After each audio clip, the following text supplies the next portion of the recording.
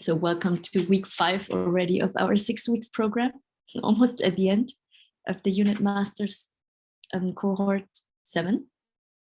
And this week we speak about stakeholder economy, stakeholder capitalism, and in which way would it be slightly different than prevailing market mechanisms. We're trying, there's no right or wrong. So when we have discussions, let's think critically. What does it mean in terms of impact and so on for society? And for today's session, I think we can have 2 breakout rooms again. The first one, we will focus on sharing about what does it mean to think stakeholder economy, about SDGs and so on, and we time it for 8 minutes. And then the second part, we will speak about our speeches, like what kind of SDG we would actually be working on, and some of you might have done and others might just improvise, speaking about the area of impact that you feel interesting to have on. And if nobody has done a homework assignment, then that's fine too. Then you can scroll the internet database of positive blockchain.io, pick one and then look at it together for a few minutes and then just talk about what you learned. So then we come back, and this was week 5 already. Remarks or questions or comments before we go into breakout rooms? If not, what I'll do is I'll just pair you up, recreate, and then I'll time it for 8 minutes and off you go. So the first breakout room is really just sharing about your thoughts of what does it mean to apply SDG kind of or ESG metrics onto our economic activity.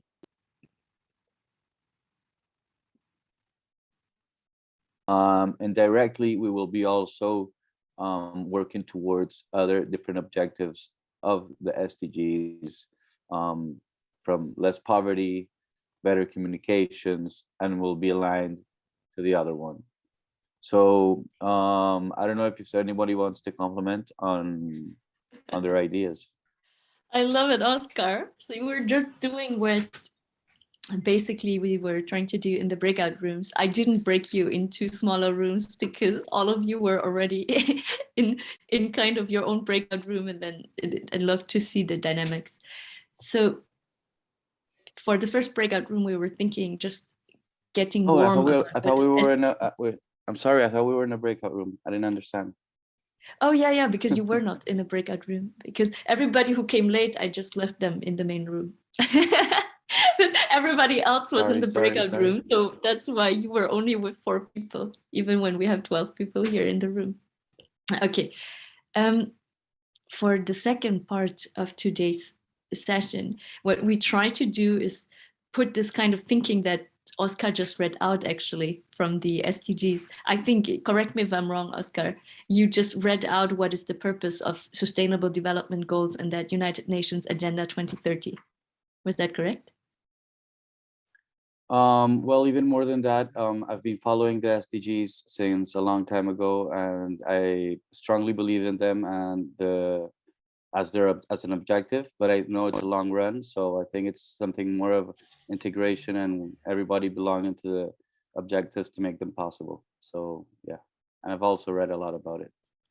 Okay, so maybe for the entire audience, because some people here have not been able to listen to your entire sharing because they were in their breakout rooms, could you give us like a 1-minute wrap up of what exactly, in your view, are the SDG? What is so innovative about them, so that we're all on the same level of information before we go into the second breakout room? Yeah, well, sure, I can try. The United Nations, every decade, they pull out a group of objectives to see how the world can work towards a better future for all. So 20 years ago, their objective was to reduce poverty. And 5 years ago, they selected the 17 objectives of the Sustainable Development Goals with a deadline for 2030.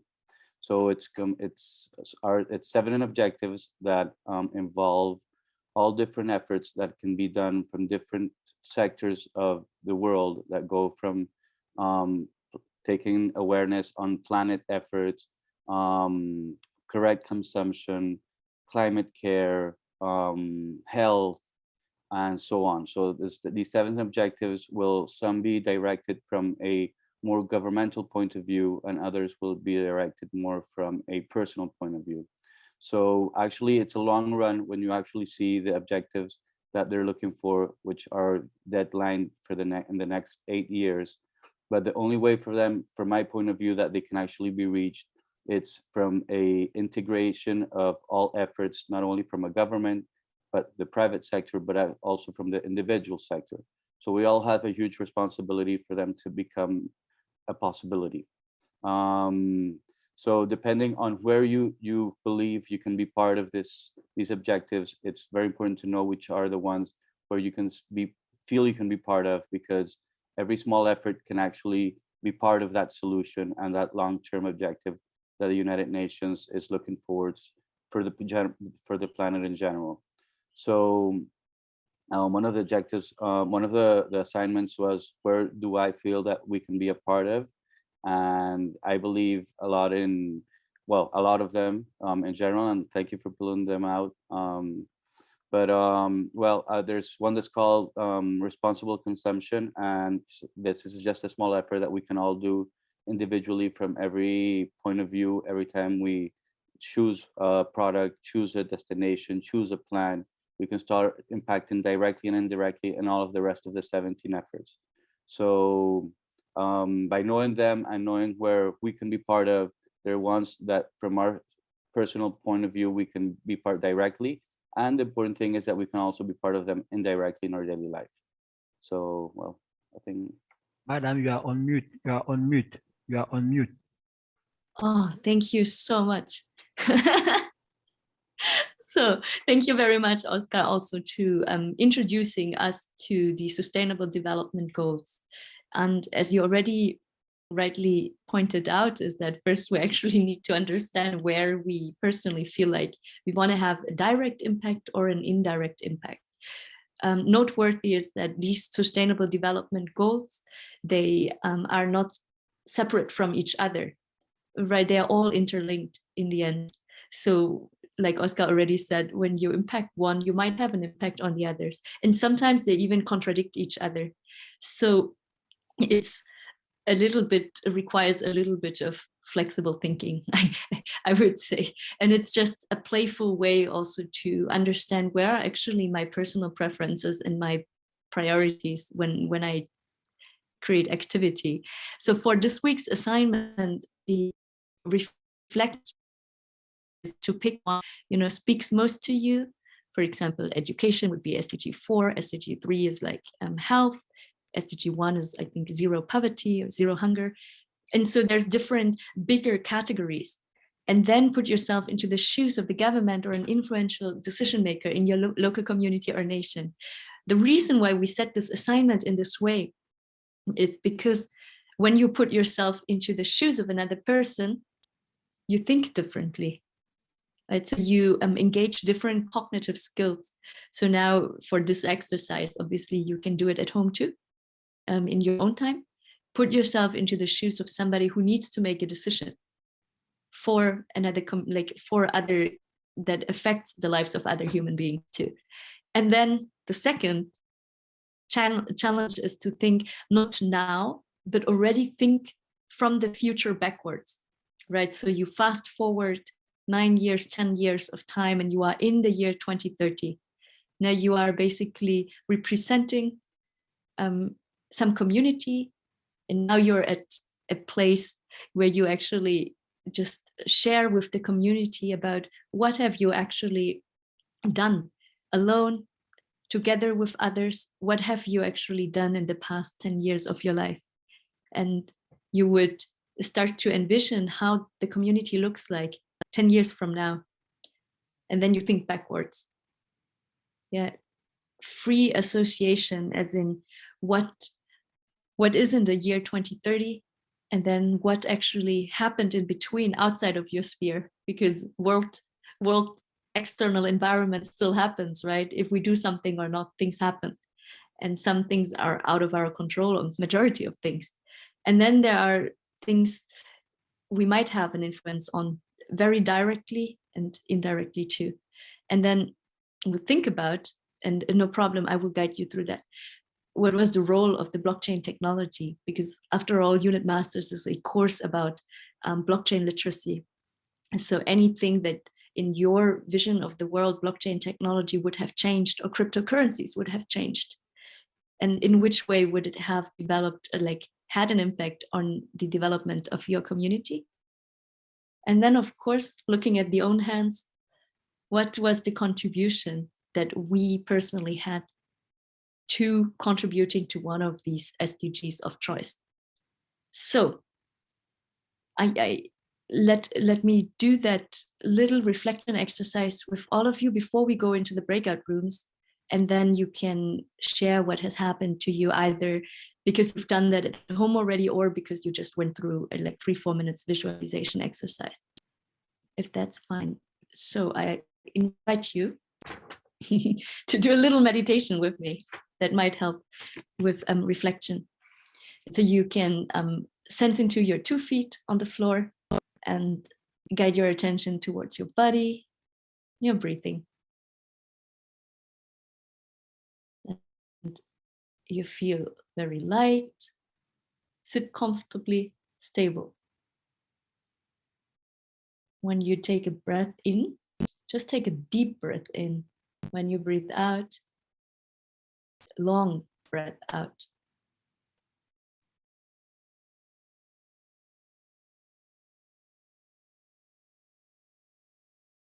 And then you go on a time travel journey into the year 2030.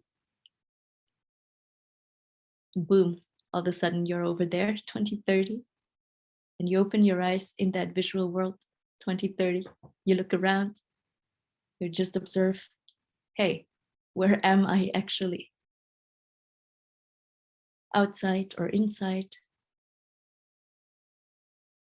How does the world look like? Which country or environment are I actually in?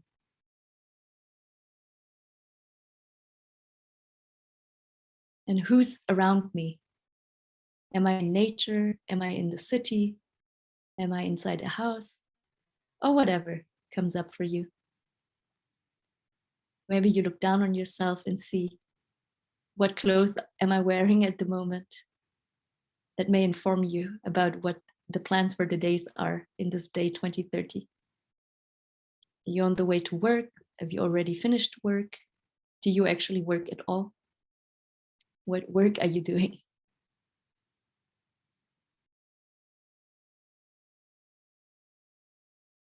Then you're going to think about the little town hall speech that people have invited you to come and share a little bit about what has happened around you for the past 10 years.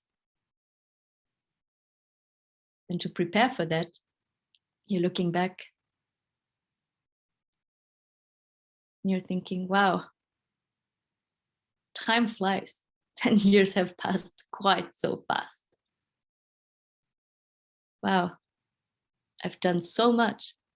Now you just got to take note of what actually has happened. How does the place where you are right now look differently from that place that you were in 2021? And what actually stayed the same? Because even in 10 years, sometimes not so much changes. So there were things that were stable and there were things that changed. And we think about, pay attention towards those things that actually changed quite drastically.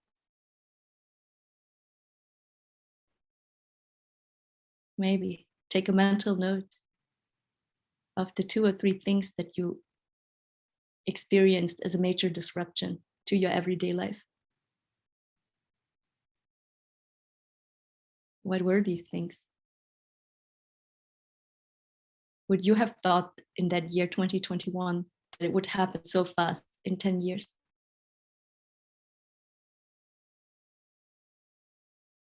What were the major drivers? Where did they emerge from?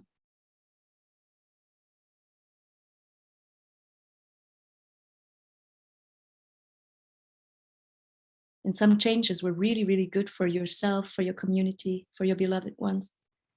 And some were maybe not so favorable. Just take a mental note of these changes.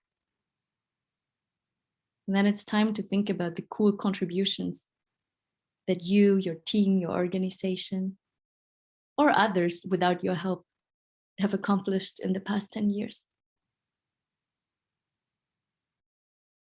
In which area of social life did you actually spend most of your time?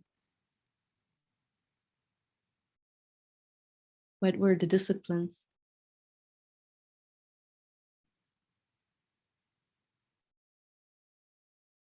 What projects were you engaged in? And who were the people you've worked with most closely? Was it the same people as in 2021? Sometimes there were some fluctuations. Environment has changed.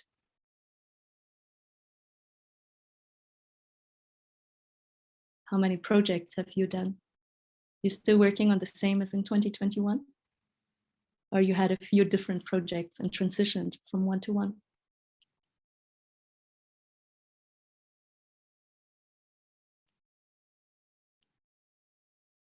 Yeah, quite a lot has happened. Now think about, what were you most happy about?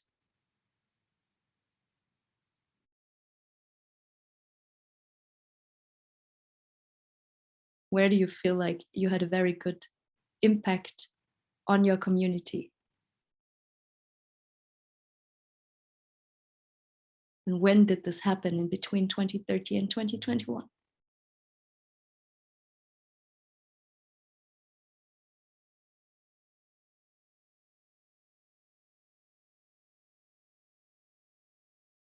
And then we go back to our 2030 because we have to prepare for that speech in the afternoon.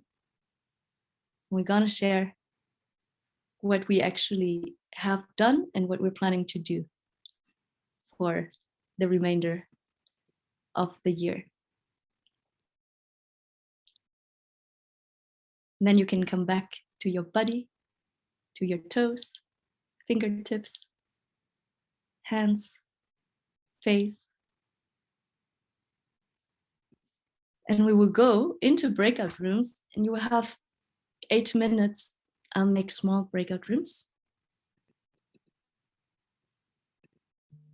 And then you can share with each other what came up, right? What felt like, where you had an impact. And if some of you had already seen a lot of things or have very strong plans of what they want to do, how they imagine any kind of activity to have an influence on their immediate surroundings, then please share. And when come back, we can hear 1 or 2 sharings, if that's fine for you guys. Let me open 8 minutes. Well, I'll jump ahead and try to do a little overview of the good conversation we had in our breakout room. I think we all envisioned a bit of a much more evolved and responsible society. In my personal case, I started out to seeing a much more sustainable and evolved city or country. In general, of course, you look forward to seeing that the objectives have been worked towards. So you'll always look forward to seeing a better and healthier environment, and less hunger, and less poverty, and more equality, and so on. But one of the nice discussions we had during the breakout room is actually where we saw blockchain in the next 30 years and the role it could play in the evolvement and the development of the cities. So we actually, well, in one way we saw that it could play an important role in helping develop less developed countries and poorer countries and southern countries in this process, since it's decentralized and everybody would have access to information and have access to financial opportunities equally by everyone.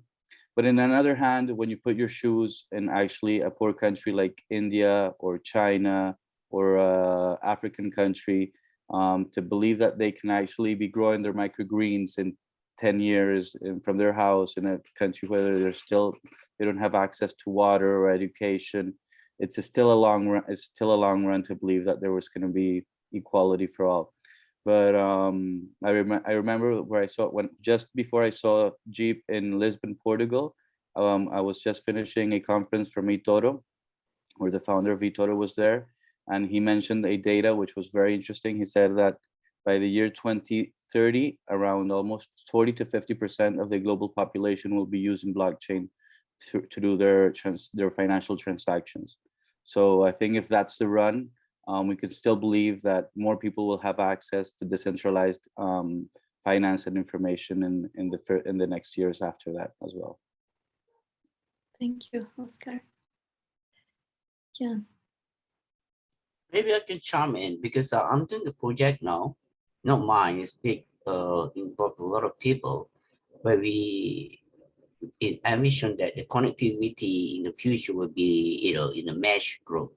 So even without this electrical, everything down, but we still have connectivity. So all the island, Philippines, whatever island, thousand over island, we have Indonesia are all in a mesh and all connected through blockchain, and there's this decentralization of that, and that would be great, where everybody have access to like define, so liquidity is always there, and hopefully that will unbank, bank the unbanked people or that, But I'm into agri-tech now, and a lot of things happening to help the farmers, with all these IoT blockchain, so that, and the most importantly is we don't have a centralized government, everybody have a share in the discussion of that, but that's is what we in the mesh group that I don't know, Dan Larimer is one of the guy that's on board this project, and he the promoter of decentralization of that, and it's a bit, I don't think, but a lot of people, I don't think the government will love him because he was thinking that we don't need government, actually. We don't need voting at all, We run our mesh thing and all the connectivity. What we don't have electrical, we don't need all these things, but we still can run the thing with the satellite, all that. That would be great, And we get rid of the Facebook, all these monopolistic big guys, and the people is the one running the whole thing, right? And we sort out a lot of things. That'd be great, I hope I can just give you some feedback, some views, or some slide on that project that we're taking in, it's involved a lot of globalized sort of thing, and it's very interesting, and I envision that, we have take of accessibility, the minimum income gap, all that will be sorted out, 10 years down the road, but then I'll be 70s, maybe I'll retire, you don't know, but I'm still young. Wow. Yeah, thank you. I want to share with you just a database, and it's also in our resources. It's called Positive Blockchain.io. And this is a database where you can filter for different projects. So maybe you can see on my screen, you can filter, and then let's say education and employment, or energy, environment, where they are along the SDG 17, but they're not clustered as SDG 17. And then you can look at all the different projects that people have in mind and what they're trying to solve using blockchain technology. They are in all different stages, I would say, of development, right? Some are like super early phase, it's just a concept. Some are maybe already having an MVP. Some maybe already have a token that is traded somewhere on the exchange market. So when you think about what kind of SDG you care about, and SDG is just a label, right? You don't need to go with SDG. That's like a universal kind of categorization, and then it makes it easy to make sure one speaks about the same topic. And then you can just click the first borderless blockchain powered university in the world, right? And some, like, maybe we can have a look together. And I guess why I'm showing that to you, or why we are having this class in Unit Masters right now, is that right now in the stage of industry development, we're still super, super early, but there's a lot of people across the globe thinking about similar things, moving towards the same direction. But what we all need to know is also how far are we already with the technology. Like literacy entails also understanding, okay, what is already possible and what is maybe still futuristic music and what has already been implemented. And then, so basically there's this database and you can check if the team is still active and do more research. This doesn't look like such an active project, right? So you can see all different things and you can get inspiration for where to look further, who are the people behind it, and then you can choose if you want to directly engage or create a similar project because you know the market better or because you have better networks or for whatever reason. So the world is basically really yours, but there's a lot of stuff already happening in terms of combining cryptocurrencies and blockchain technology towards the United Nations Agenda 2030 vision. That's about it for our coaching session for today. Thank you all for attending. Wanted to make a note that tomorrow's speaker session will be shifted to Friday. It's 3 p.m. UTC. If you cannot join in person, then you can just watch the recording. For next week, actually, for the crypto coaching session, we asked you to think about if you were to create a token, how would that token look like, right? What kind of business model would underlie your token? How would your token actually generate revenue so that people would who back that token? What would be in it for them? How would it generate value? And I'm saying value on purpose because value is maybe sometimes not always the same as profit in today's world. So you can think freely about it. Also, I know next week we have the World Munich Forum happening at the same time, and maybe we can use, you know, the crypto coaching session will be 30 minutes only, and we'll probably be in a different forum because it will be part of the World Munich Forum. If anyone wants to present their token project, I think Oscar, for example, can present what he's doing with WeSense, and we can all learn from each other.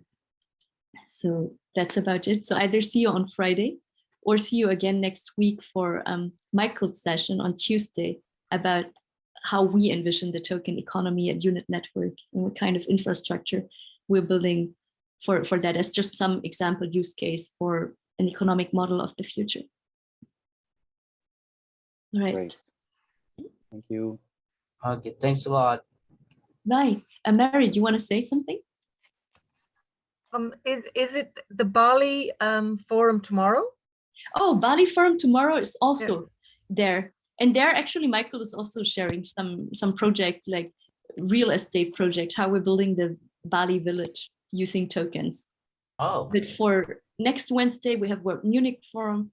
And then we will have the 1 p.m. UTC session as a open presentation session where students like you guys can present your projects. We will see who shows up, and then we can speak about the token projects. what time is that? Is it Sorry? 3? It's a 3 World Bali Forum. I will post the link into our student I masters. hope it's Bali time because Bali time is nearer to my time in Singapore. It's Bali time, the entire day. Yeah, Bali time is good because it's my time, you know, as I got to wake up at 2 a.m. in the morning and, woke up and see, join the forum, Yes, thank you for joining. Yes, it will be your time. See you. Bye-bye, guys. Okay, have a good day. Bye-bye.